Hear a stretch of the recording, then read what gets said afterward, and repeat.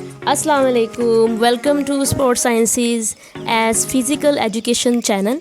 आज हम देखेंगे ट्रॉमा और रिहैबिलिटेशन जो सब्जेक्ट है उसका टॉपिक जो है injuries are prevented from warm up. तो it has widely been accepted that athletes should perform warm-up activities and a stretching protocol prior to and after participating in a physical demanding activity। ये बात जो है इसकी तस्दीक हो चुकी है और ये काबिल कबूल है कि जो एथलीट्स हैं उनको किसी भी किस्म की फ़िज़िकल एक्टिविटी वाली गेम्स में शामिल होने से पहले वार्म अप करना चाहिए। वार्म अप में कुछ एक्टिविटीज़ आती हैं और स्ट्रेचिंग आती है। Various research studies offer different viewpoint regarding the effectiveness of warm-up and stretching protocols in reducing injuries। वो कहते हैं कि बहुत ज़्यादा रिसर्चेज हुई हैं जिससे पता चला है कि जो वार्म अप हैं और स्ट्रेचिंग प्रोटोकॉल है वो बचाता है एथलीट्स को इंजरीज से। ठीक है, यानी कि एथलीट्स को ज़रूर वार्म अप करना चाहिए बिफोर द एक्टिविटीज़। उसके बाद नेक्स्ट ये है competitive and recreational athletes typically perform warm-up and stretching activities to prepare for more strenuous exercise। जो कंपटीशन वाले एक्टिविटी जो एथलीट्स होते हैं या जो रिक्रेशनल एथलीट्स होते हैं जो कभी कभार खेलते हैं एंजॉय के लिए, वो सब तमाम लोग जो हैं वो वार्म अप करते हैं। These preliminary activities are used to enhance physical performance and to prevent sports related injuries। ये जो वार्म अप करते हैं, वार्म अप में जो एक्टिविटीज़ करते हैं वो इनको बचाती हैं कि इंजरी से और परफॉर्मेंस इंक्रीज़ करती है। वार्म अप तकनीक्स are primarily use to increase body temperature and are classified in 3 major categories. ये जो वार्म अप तकनीक्स होती हैं ये बॉडी के टेम्परेचर को एक तो इंक्रीज़ करती हैं और इनको 3 तरह की क्लासेस में डिवाइड किया गया है। सबसे पहले जो है वो पैसिव वार्म अप है। पैसिव वार्म अप में आता है कि increase temperature by some external means, यानी इसमें चाय पी के कॉफ़ी पी के अपनी बॉडी का टेम्परेचर इंक्रीज़ करते हैं। जनरल वार्म अप दूसरी टाइप है जिसके अंदर increase temperature bye non specific body movement, जिसमें हम बॉडी को मूव करते हैं, स्ट्रेचिंग करते हैं और रनिंग, वॉकिंग, जॉगिंग कुछ भी इसमें शामिल है। लेकिन जो तीसरी टाइप है उसका नाम है स्पेसिफिक वार्म अप। उसके अंदर हम ये करते हैं कि increase temperature using similar body parts that will be used in the subsequent more strenuous activity, यानी कि जिन्होंने शामिल होना एक्टिविटी में उस बॉडी पार्ट्स का हम वार्म अप करते हैं। The best of these appears to be specific warm-up because this method provide a rehearsal of the activity or event। सबसे बेस्ट जो है वो समझा जाता है स्पेसिफिक वार्म अप को, बिकॉज दिस मेथड जो है वो आपको तैयार करता है आपकी जो एक्टिविटी है उसके लिए, यानी कि जिसमें आपने जो स्पेसिफिक बॉडी पार्ट हैं जिन्होंने इन्वॉल्व होना गेम को, उनको ज़्यादा आप उनके ऊपर गौर करते हैं, उनको ज़्यादा इन्वॉल्व करते हैं वार्म अप में। The intensity and duration of warm-up must be individualized according to the athlete's physical capabilities and in consideration of environmental factors। Athletes का जो वार्म-अप है वो होना चाहिए उनकी जो काबिलियत है उसके मुताबिक और इन्वायरमेंट जैसा है उसके मुताबिक, यानी गर्मियों में आप बहुत ज़्यादा जो है वो इनको वार्म अप करवाएं, सर्दियों में ज़्यादा जो है वो करना पड़ता है वार्म अप बिकॉज देर लगती है बॉडी का टेम्परेचर राइज होने में, विच में अल्टर द टेम्परेचर रिस्पॉन्स, क्योंकि जिसमें फ़र्क आ जाता है टेम्परेचर रिस्पॉन्स में। इसके अलावा अगर हम देखें the majority of the benefits of warm up are related to temperature depends physiological process. ठीक है, तो जो वार्म अप की जो ज़्यादा जो इसके फ़ायदे हैं वो इसलिए है क्योंकि टेम्परेचर जो राइज़ होता है तो हमें बहुत ज़्यादा फिजियोलॉजिकल जो हमें फ़ायदे हासिल होते हैं। An elevation in body temperature produced N increase in the dissociation of oxygen from haemoglobin and myoglobin. ठीक है, जो ऑक्सीजन होती है, जो मायोग्लोबिन और हेमोग्लोबिन है, उनमें ऑक्सीजन कैरी करने की जो कैपेसिटी है वो बढ़ जाती है। हमारा जो मेटाबॉलिक केमिकल रिएक्शन होता है वो भी जो है वो लोअर हो जाता है। और इसके अलावा हमारे मसल रिडक्शन जो होती है, जो विस्कोसिटी वो कम हो जाती है और हमारी जो नर्व रिसेप्टर की जो सेंसिटिविटी है वो बढ़ जाती है और हमारी स्पीड में और नर्व इम्पल्सिस में जो है वो बेहतरी आती है। Warm up also appears to reduce the incidence and likelihood of sports related musculoskeletal injuries. Warm up बचाता है, वार्म अप हमें जो मसल स्केलेटल इंजरीज़ होती हैं उनसे और हमारा जो इंजर होने का चांस है उसको रिड्यूस कर देता है। Improving flexibility through stretching is another important preparatory activity that has been advocated to improve physical performance. जब हम स्ट्रेचिंग करते हैं तो हमारी जो फ्लेक्सिबिलिटी बढ़ती है, जो हमारी परफॉर्मेंस को इम्प्रूव करती है. Maintaining good flexibility also aids in the prevention of injuries to the musculoskeletal system. यानी कि जो आपकी गुड फ्लेक्सिबिलिटी वो आपको बचाती है कि जो मस्कुलोस्केलेटल सिस्टम की इंजरीज़ हैं उनसे भी. Flexibility is defined as a range of motion possible around a specific joint or a series of articulations and is usually classified as either static or dynamic. जो फ्लेक्सिबिलिटी है वो चीज़ का नाम है कि आप अपने जॉइंट के इर्द गिर्द अपने मसल है उनको किस कदर मूव कर सकते हैं विदाउट इंजरी के, और ये डायनामिक होती है और स्टैटिक होती है, यानी कि आप मूव करते हुए या आप स्टेबल रुके हुए कितनी मोशन कर सकते हैं. Definition of warm up is intended to perform the following two major function है. इन दो चीज़ों का नाम है. पहला ये है कि improve a muscle dynamic so that is less inclined to injury. यानी कि आप मसल की जो मोशन है उसको कितना इम्प्रूव करते हैं ताकि इंजरी से बचा जा सके. दूसरा ये है prepare the athlete for the demands of exercise. Athlete को तैयार करना कि उसकी जो एक्टिविटी है उसके लिहाज से उसको इंजरी ना हो और उसका टेम्परेचर राइज हो जाए और वो ठीक खेल सके. Muscle temperature has been show to increase the length to failure of rabbit hind limb muscles. यानी जब हमारे मसल का टेम्परेचर राइज होता है तो हमें वो बचाता है कि हमें खिंचाव से बचाता है, इस तरह हम इंजरी से बच जाते हैं. In general the warm up should produce a gentle sweat without fatiguing the individual. ये कहा जाता है कि वार्म अप इस तरह का होना चाहिए कि आपको हल्का फुल्का पसीना आए लेकिन आपको फटीग ना हो. Type of warm up can be either passive or active. Active warm up can further be classified as either a general warm up or a specific warm up. जो एक्टिव वार्म अप होता है जिसमें हम जो है वो stretching करते हैं, वॉकिंग करते हैं, जॉगिंग, वो दो तरह का हो सकता है. या तो स्पेसिफिक वार्म अप हो सकता है या तो वो जनरल वार्म अप हो सकता है. जनरल ये है कि आप पूरी बॉडी की को वार्म अप करते हैं और स्पेसिफिक होता है सिर्फ उन पार्ट को जो कि गेम में इन्वॉल्व होने हैं.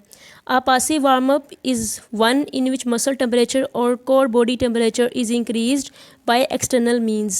Passive warmers के अंदर आप यूँ करते हैं कि जो कुछ खा पी के, मतलब चाय पी के, कॉफ़ी पी के अपनी बॉडी का टेम्परेचर राइज करते हैं, यानी कोई एक्टिविटी नहीं करते, सिर्फ खाने पीने से ही करते हैं या कोई क्रीम लगा लेते हैं. This can include for example hot shower ले लेते हैं, सुनाज ले लेते हैं, हीटिंग पैड्स यूज़ करते हैं. The activity warm up involve The active warm up involves some type of physical activity. यानी कि आप फिजिकल एक्टिविटी करते हैं एक्टिव वार्म अप में. The general active warm up involves any non-specific body movement such as jogging, cycling or calisthenics.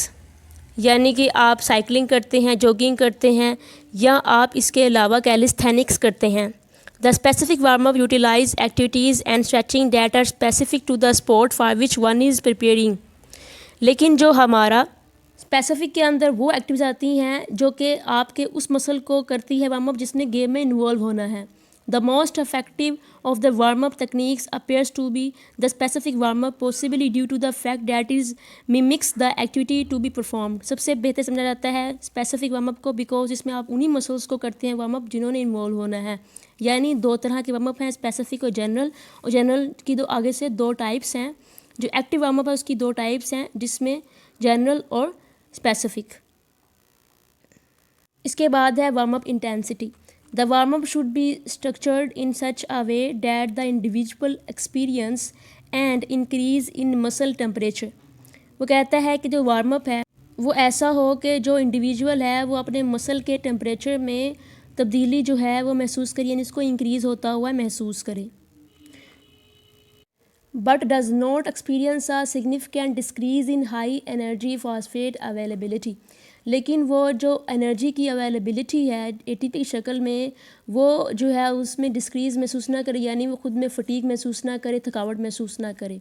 The intensity of the warm up should be tailored to meet the needs and abilities of each individual. ऐसा होना चाहिए warm up की intensity को कि हर एक individual की जो need है उसको पूरा कर सके. For example a poorly condition athlete will not required the same intensity or duration of warm-up as the well-conditioned athlete to achieve the same elevation in muscle temperature. यानी एक पुअर एथलीट और एक professional athlete है, उन दोनों की warm up की duration में फ़र्क होता है और उन दोनों को अपने मसल्स को में टेम्परेचर इंक्रीज़ होने के लिए एक डिफरेंट टाइम की ज़रूरत है, एक डिफरेंट टाइम ड्यूरेशन की ज़रूरत है, उन दोनों का डिफरेंट होना चाहिए. Physiological effect of warm-up. It has been hypothesized that warm-up provides many physiological benefits. ये बात पता है कि जो वार्म-अप है वो हमें बहुत सारे फिजियोलॉजिकल बेनिफिट्स देता है. For example, it may lead to an increase in the speed and force of muscle contractions by speeding up metabolic process and reducing internal viscosity. यानी कि इससे ये होता है कि जो स्पीड है मसल्स की, जो फोर्स है वो तेज़ हो जाती है, मसल कंट्रैक्शन फास्ट हो जाती है क्योंकि मेटाबॉलिक प्रोसेस फास्ट हो जाता है और रिड्यूस हो जाता है मसल्स की विस्कोसिटी विच रिज़ल्ट इन स्मूथर कंट्रैक्शन, जो कि और बेहतर जो कंट्रैक्शन है मसल्स की उसकी वजह बनती है.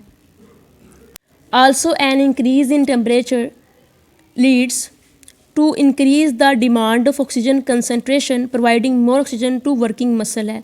जब टेम्परेचर इंक्रीज़ होता है तो मसल की जानिब और ज़्यादा ऑक्सीजन जो है वो पहुंचाई जाती है. The speed of nerve transmission में आल्सो इंक्रीज़, ठीक है, with the increase in temperature. जब टेम्परेचर इंक्रीज़ होता है तो मसल्स की जानिब जो मसल किधर गया यार नर्व ट्रांसमिशन है वो भी फास्ट हो जाती है, विच में in turn increase contraction speed and reduce reaction time, जिससे एक बंदे का जो रिएक्शन टाइम है वो फास्ट हो जाता है और उसकी स्पीड कंट्रैक्शन जो की है वो भी फास्ट हो जाती है. Understanding safety and injury prevention. When it come to athletes, coaches have a lot of rules to fill. यहाँ पे जो कोचेज़ हैं, जो एथलेटिक्स हैं, जो उन सब को जो है ज़रूरत है कि वो सीखें कि वार्म अप कैसे किया जाता है. They teach the rules and techniques of a particular sport. Coach की जिम्मेदारी है कि वो सिखाए कि कैसे आपने वार्म अप करना है. Good sportsmanship, team work and personal responsibility are also qualities that coaches try to impress upon their athletes. जो स्पोर्ट्समैनशिप होती है, टीम वर्क होता है, पर्सनल रिस्पॉन्सिबिलिटी होती हैं, ऐसी क्वालिटीज़ चाहिए कोच को कि वो ये वाली क्वालिटी अपने एथलीट से पैदा करे. Another important role of the coach is prevention of injury and keeping their team members safe on the playing field. Coach की दूसरी जिम्मेदारी ये भी है कि वो अपने जो एथलीट्स जो टीम मेंबर्स हैं उनको बचाए कि वो खेलते दौरान कहीं ज़ख्मी ना हो जाए, इंजर ना हो जाए. This rule comes with a lot of responsibility and even some risk. ये जो रूल है ये बहुत ज़्यादा ज़िम्मेदारी के साथ निभाना एक कोच का फ़र्ज़ है और अगर वो नहीं निभाता तो बहुत सारे रिस्क जो हैं वो सामने आ सकते हैं. तो यहाँ से पता चलता है हमें कि जो सेफ्टी और इंजरी प्रिवेंशन है वो कितनी इम्पोर्टेंट चीज़ है. इसके बाद हमारे पास है लीगैलिटीज़ ऑफ स्पोर्ट्स इंजरीज़ हैं. Coaches can be found partially liable if athlete are injured on the field or at play under their supervision. जो कोचेज़ हैं वो सम टाइम जो है बेफिक्र होते हैं चीज़ को लेके, अगर उनका एथलीट जो है वो इंजर हो जाए खेलते दौरान फील्ड में उनकी मौजूदगी में. Coaches can be taken through civil court of negligence which includes the act of not paying attention or paying very little attention. इस चीज़ को लेकर कोच के ऊपर जो है वो केस भी हो सकता है अगर वो इस तरह की जो बेपरवाही का मुजाहरा करता है. Failing to take proper care due to or carelessness and failure to take or use appropriate action to prevent of care for an injury. तो अगर तो कोच जो है वो बेफिक्री करता है, बेपरवाह हो जाता है और इस चीज़ में नाकाम हो जाता है कि वो ठीक जो तकनीक्स हैं उनको यूज़ कर सके प्लेयर को इंजरी से बचाने, से उसके ऊपर केस हो सकता है. इंस्ट्रक्शन और प्रॉपर तकनीक है. In order to keep everyone safe on the field and to maximize performance, the coach need to instruct his or her athlete on the proper techniques of the sport. अगर एक coach चाहता है अपने athlete को कि वो safe रहे field में और उसकी परफॉर्मेंस भी बेहतर रहे, तो कोच को ज़रूरत है कि वो अपने एथलीट को प्रॉपर तकनीक सिखाए उस गेम के बारे में. No matter what the sport is, कोई इस बात का ये नहीं कि वो स्पोर्ट कौन सी है कौन सी नहीं. देयर आर जनरल तकनीक that need to be taught to decrease the likelihood that injury will occur. कुछ ऐसी तकनीक्स हैं जिनको आप हर गेम में यूज़ कर सकते हैं जिससे आपकी इंजरी से आप बच सकते हैं. When athletes are using the proper techniques, the performance will increase and athlete will be less prone to injury. जब एथलीट सही तकनीक यूज़ करता है तो इंजरी के चांस कम हो जाते हैं और परफॉर्मेंस इंक्रीज़ हो जाती है.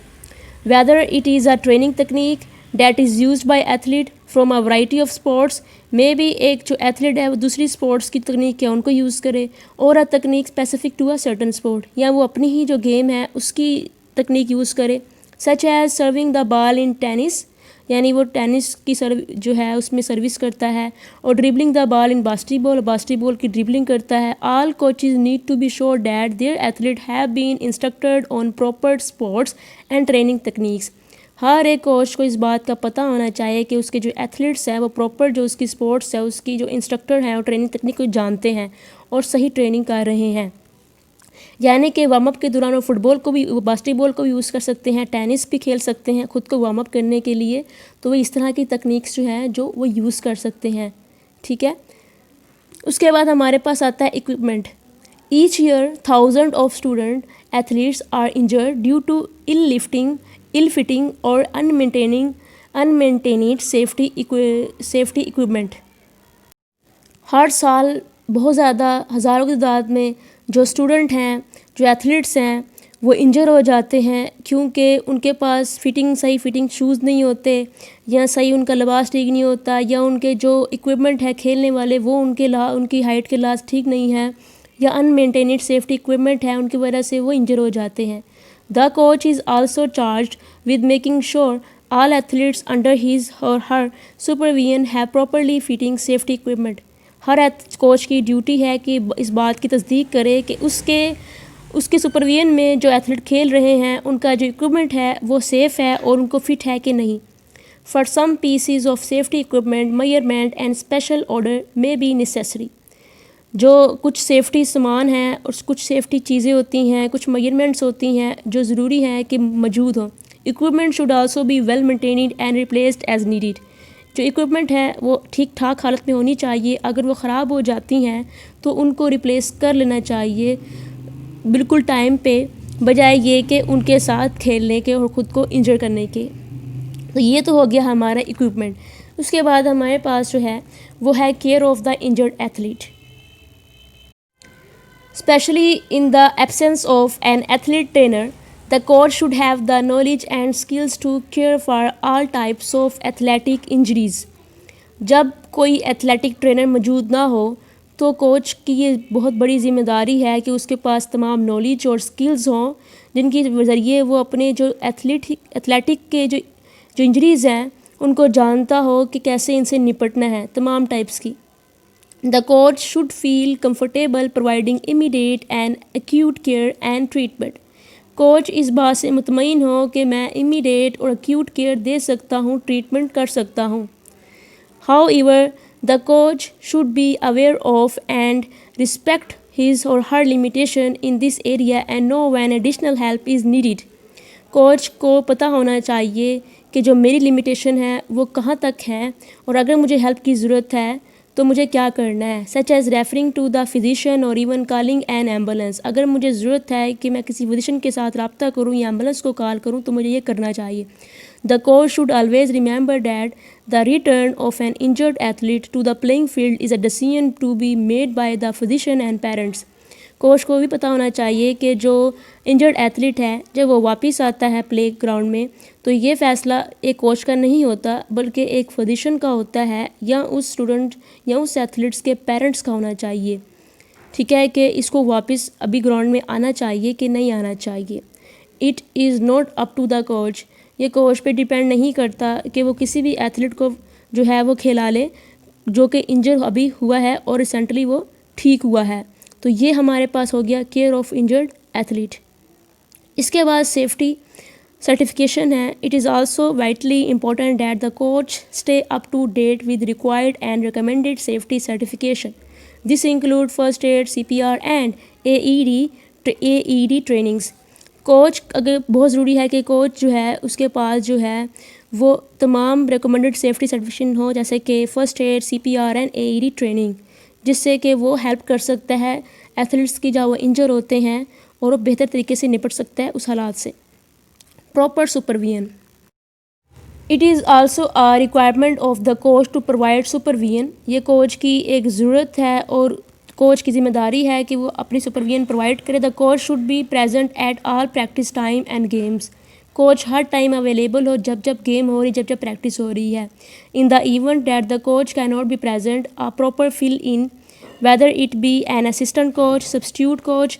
जब कोच प्रेजेंट नहीं हो सकता किसी मजबूरी की वजह से, तो यहाँ पे एक असिस्टेंट कोच का होना ज़रूरी है या किसी भी सब्स्टिट्यूट कोच का होना ज़रूरी है। और a qualified parent should be there in his or her place. इसके अलावा जो पढ़े लिखे पेरेंट्स हैं किसी भी टीम मेंबर्स के, वो भी होने चाहिए। The coach should be aware of current weather condition and field condition. Coach को पता होना चाहिए कि मौसम का सूरत हाल कैसी है और जो फील्ड कंडीशन जहाँ पे खेला जा रहा है वो कैसी है। ही और she should make sure that athletes are well hydrated and have properly functioning safety equipment। कि जो एक एथलीट है वो अच्छी तरीके से उसने पानी वगैरह पिया हुआ है and properly function safety equipment, और उसके पास तमाम सेफ्टी इक्विपमेंट मौजूद है। The coach should also interact appropriately with parents. Coach जो है उसका रब्ता होना चाहिए पेरेंट्स के साथ। शुड एन इंजरी अकर, जब इंजरी होती है accurate record need to be kept. तो तमाम जो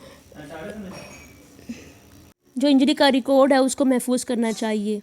emergency plans need to be place. Emergency जो फैसले आप कर सकता है कोच के, उसे एम्बुलेंस बुलानी है, क्या करना है। All position order should be adhered to be by the coach concerning any of his or her players है। जो पोजीशन है उसको कोच के साथ अपनी जो राय है उसका इजहार करना चाहिए और उस प्लेयर के साथ भी कि अब क्या करना है और आगे हम क्या करेंगे।